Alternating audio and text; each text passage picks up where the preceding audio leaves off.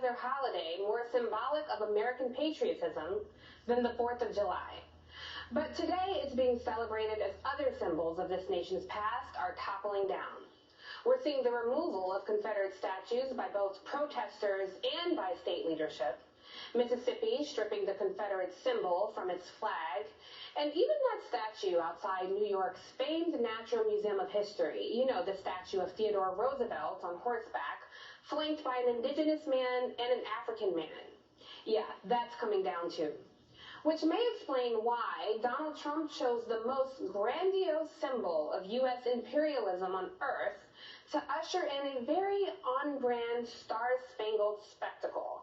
Complete with fireworks and military flyovers, it was Trump's predictable way of throwing red meat to his base, the cult-like following he so desperately needs at the ballot box as he tanks in the polls.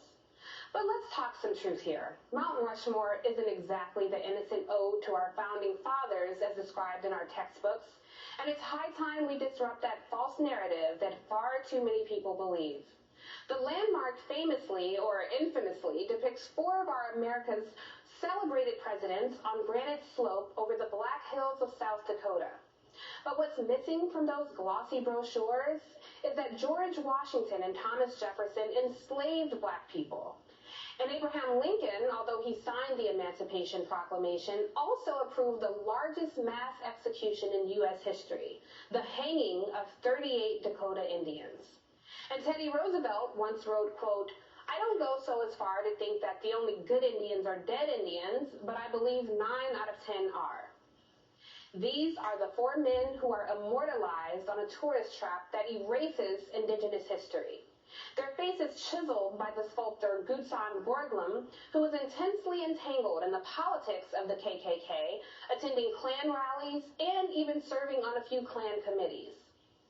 And so choosing this spot, built on sacred indigenous land that was seized illegally, and at a time when America finally faces a reckoning over its ugly racial history, wasn't just a wink at white supremacy.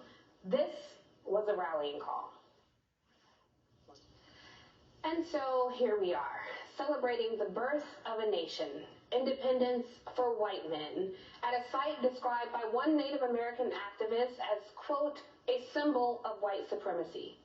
Trump choosing Mount Rushmore for a 4th of July campaign stop is just like when he chose Tulsa, the site of the 1921 massacre against Black Americans for his Juneteenth weekend rally. It's that cool, tired, and familiar jab to Black, brown, and indigenous people that makes the shrinking MAGA voter feel as big as a 60-foot face of a colonizing slave owner.